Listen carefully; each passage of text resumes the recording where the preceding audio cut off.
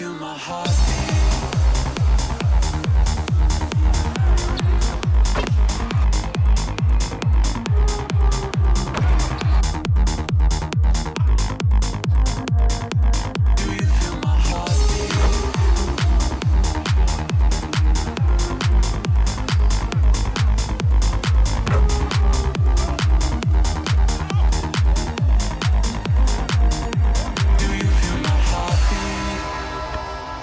Yo, what up? This is Kenny. This video is going to be a build overview of my 6'7 Diamond 3-level threat. This has been my main point guard build I've been running since I made it a couple months ago in December. This is the build I've been using in my recent layup testing videos, including Luka, Zach LaVine, and Tyrese Halliburton, so I have 88 driving layup that allows me to get all the layups for the 6'5 to 6'9 builds. I like to run a strong post game, so I usually try to get to at least 90 post control for all the good Hall of Fame post badges. In this case, I went to 92 post control so I can get gold unpluckable. This saves you a few points in the builder because handles cost more than post control, so getting unpluckable through your post control is just a cheaper option.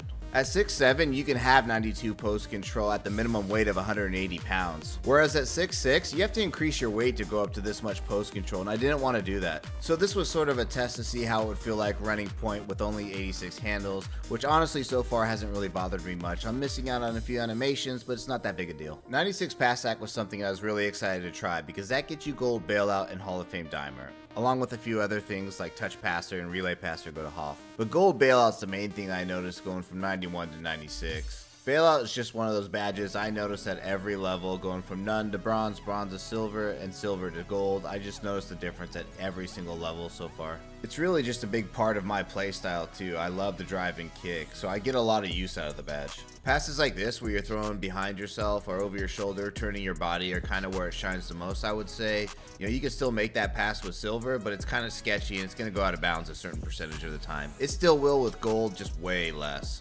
Now, you don't need gold bailout to hit these little dump offs around the paint, but I do feel like it hits guys in stride a little bit better, and then obviously they're getting the benefit of my Hall of Fame dimer too. Now this is a common pass right here you can make all day long with just bronze bailout, because your body doesn't have to rotate much to face the target. This is a pretty common animation you get. So my mid-range is how I'm getting my shooting badges such as gold deadeye, blinders, and space creator. This also helps me make my post fades and hop shots too. Now I am falling short of Hall of Fame midi magician at 92, but it's really not that big a deal. I feel like gold works fine. At 83 ball, I still take all the same types of shots I would on my other builds with higher 3 ball. I just do it way less often. I probably only average 2 or 3 attempts per game on this build. I even take the occasional fade from 3, but I really am selective about that type of shot.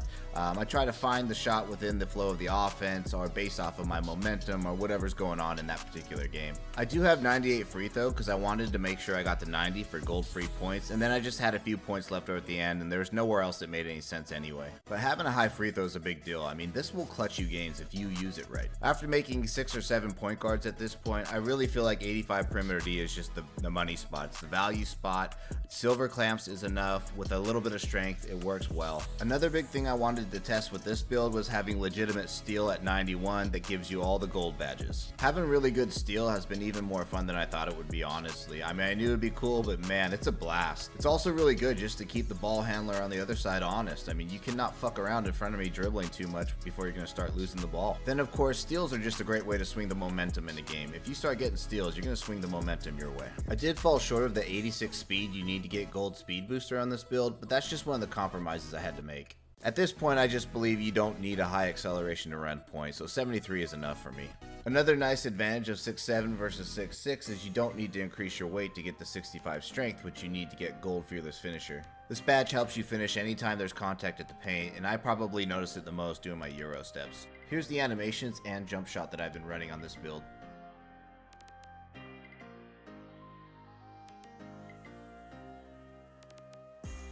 Here's how all my badges are looking currently.